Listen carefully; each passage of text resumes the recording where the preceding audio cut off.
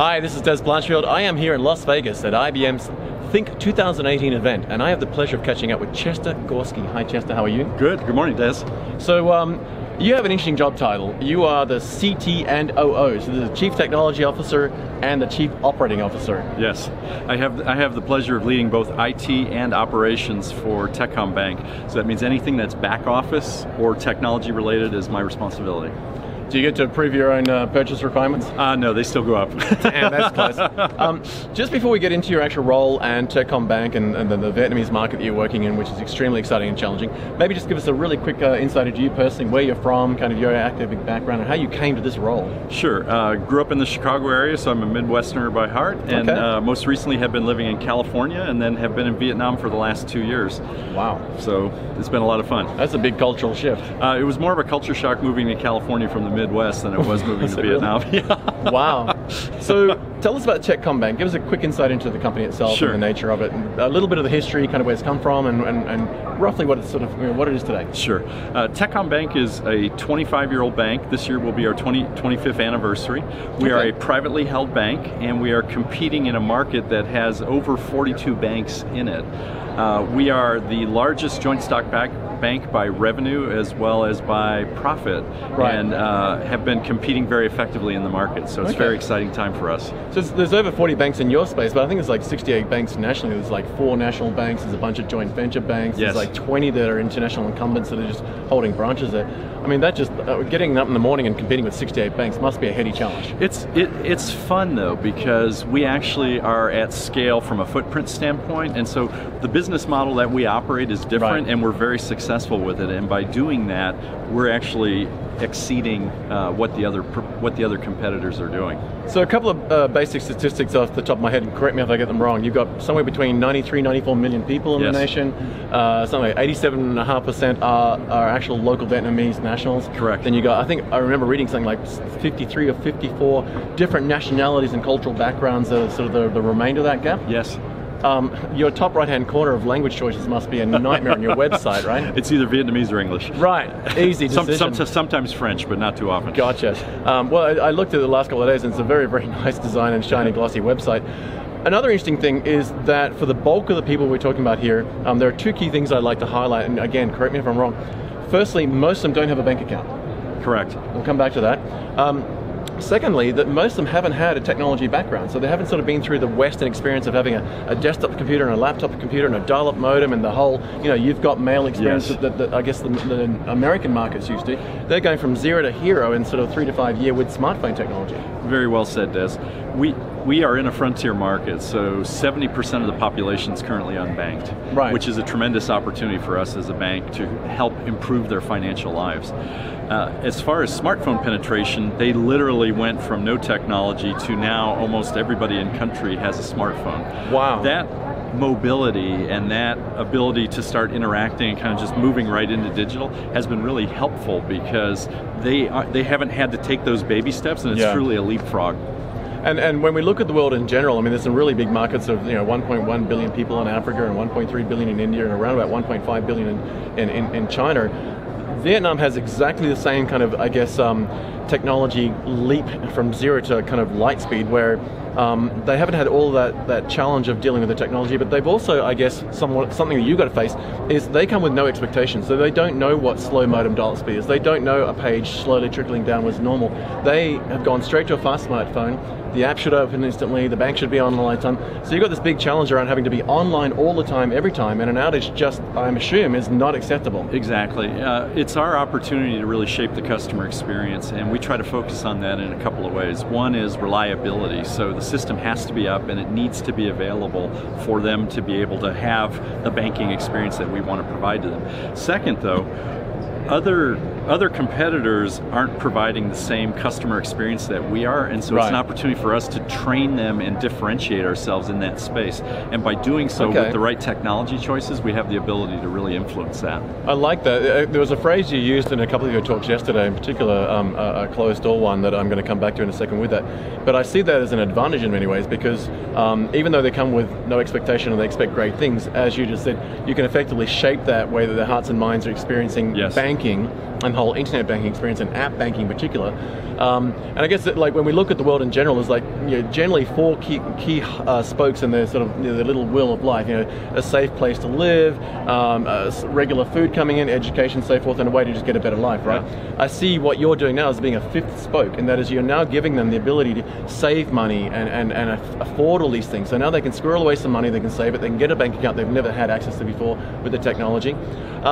I used a phrase that described that in my mind, and that was you shifted from I guess a product focus and technology space to a customer focus. Give us a bit of insight in kind of how that came about and what the eureka moment or the aha moment was to make that happen, and how have you actually gone down that journey? Terrific.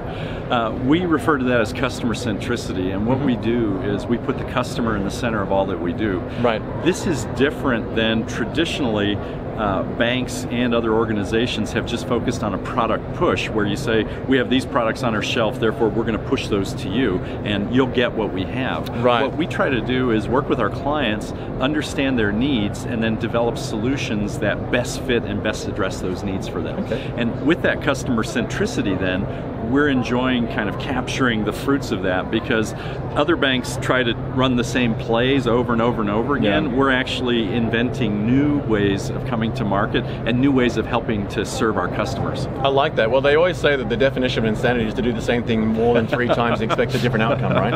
And I guess you're sort of, and I think you mentioned earlier on when we were talking prior to getting on camera that it's early days for that whole process of going to DevOps and continuous development, continuous improvement and so forth, and just iterate and fail fast. Where are you at in that journey? I mean, there's no bad place to be once you've made the move to the journey, but you've made some big decisions around partnering with IBM and bringing them aboard. You've made some big decisions to go to IBM's LinuxOne and that shift. Give us a bit of insight into that whole journey of deciding to go into that agile model, into that CI/CD sort of space, and then how you've leveraged IBM's technology with LinuxOne. Sure. We started this journey probably about 2 years ago, and when I first got to the bank, I needed to look around and try to understand where were we, so where are we today, but also where do we want to be in the future. And it was that future state definition that as we started to define that and as we started to shape that up, that it started to clarify that really what we had today was not going to get us there tomorrow. And so what started then looking at the business partners and working with my colleagues, trying to find out, okay, what is it that you need to do, and what do they need to do that we need to reflect on and be able to deliver from an IT standpoint. When we looked at it that way, it became very clear, because their needs were more in the, they were looking for things that were future related that would take more than 2 years to deliver. Right. And so when we started to look and understand what all they wanted, as we started to internalize that, it really became clear to us we needed something different than what we had today. Sure. So we started engaging with IBM and looking at potential options for us. And they came in and they didn't try a product push on us, because I actually asked them to come in and help us with a processor upgrade of some sort. Okay. And they actually said, well, actually, your best move near term would be to solve for some of your storage problems. And so they helped me work through that, and we brought some IBM flash storage online. And as we did that, that accelerated and kind of picked up and bought us some time to make the right decision on the processor. That's interesting. And as we started to look at that, it became very clear that the IBM ZLinuxOne was really going to be a platform for us that would be a game changer. I thought so, yeah. I remember you saying that phrase yesterday, and I made a note. It was like, when we think about some of the challenges of your peers that have sort of, whether they're a traditional CIO or a COO, they are looking for exactly that. They want a competitive advantage, they want a point of differentiation, but most importantly, they want reduced time to value, they want a better ROI, but they want that business and technology blend of a game changer. Give us some insights into that whole shift. Sort of, you've got scalability, you've got growth, and a whole bunch of challenges where you've got lots of people with no bank accounts coming to you. You can't have downtime. Talk about some of the challenges around security and protecting that space, because you've got some very interesting neighbors in border space, right? You've got China in one space, you've got the rest of Southeast Asia, you've got people on the left and right. That's probably one of the most unique blends of risk profile that I've seen, not including the fact that there's very smart kids in your own country. That's exactly the case. We are very fortunate in that we have been growing by over 30% a year, both from a revenue and profit standpoint for the last 2 years, and we're on a trajectory to continue that for the very foreseeable future. That's phenomenal for a bank that's been around for 2.5 decades. And what that translates to is suddenly scalability becomes critical to us. Right. And the ability to scale is going to be a make or break decision for us from a technology standpoint. So that's point one. Secondly, you touched on security. We really need to ensure that we are protecting our customers and their assets in the bank.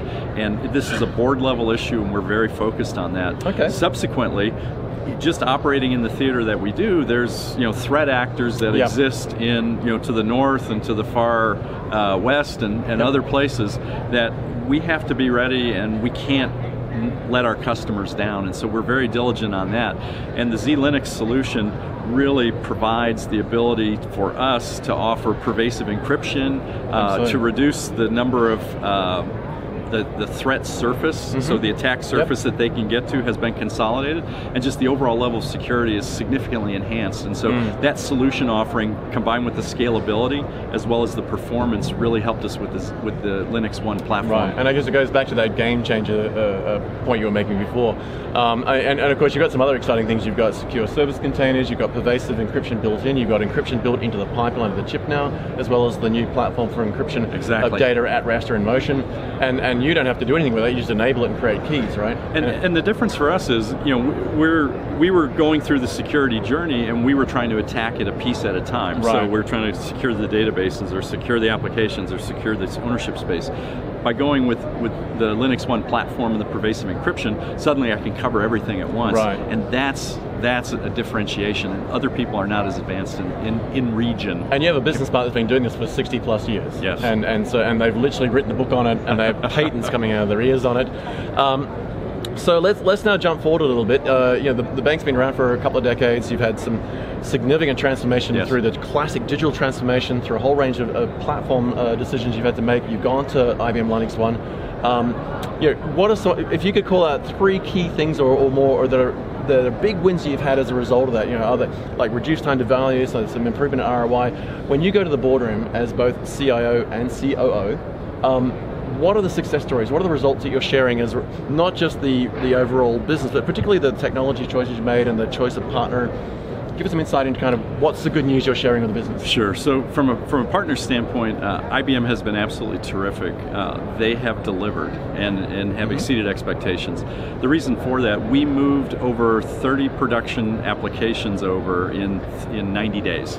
So this was us moving production workload that's running from one platform and rehosting it on the other. Yes, so we did that for 20 production applications, which really represent our core banking business. Right. So this was a high beta, the crown jewels movement, and it was executed flawlessly and very well done. Okay. So first and foremost, execution. Second, from a financial standpoint, the LinuxOne platform had an incredible business case.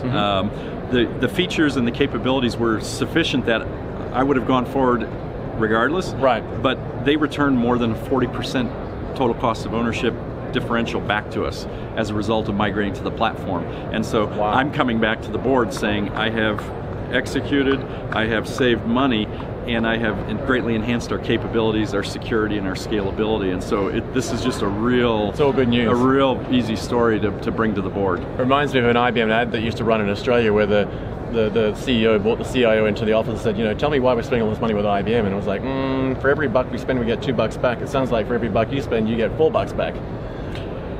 So where from here? So you've had an interesting journey all the way through sort of platform choice, partner choice, technology. I guess with IBM you're also getting a lot of the business support and consulting services as well as the technology stack. You've started in storage, you've moved I guess into the compute space, now you've got a platform choice with LinuxOne, you've got pervasive security, containers, big long list of good news things.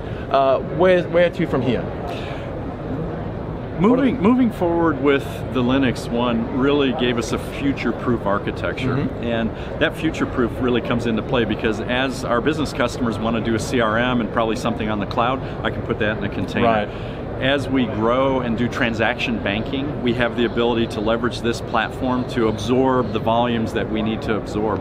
There's not a fear of large spike volumes as there was in the past. Our reliability has also improved. We used to spike on our volumes periodically, and when we'd spike and hit 100% on the previous processors, we would drop and go down. We don't have that happening anymore. Wow, well that's unacceptable, isn't it? For a bank it is. Yeah. So this has been truly something that's moving us forward. And so as we look to the future, we're spending several $100 million on new technology investments. Wow. And using the LinuxOne platform, we have the ability to support all of these initiatives in a proper way and consolidate them on a single set of boxes that will give us the ability to truly leverage the scalability and the data sharing capacity of the platform, and that's going to be a real differentiator for us. It's going to be exciting next 3 to 5 years for you. It's going to be a lot of fun. I mean, you've got a great business partner with IBM. You've obviously gone through the storage and the platform, and now LinuxOne with the operating system. Yes. You've got all those benefits coming. You've got the security.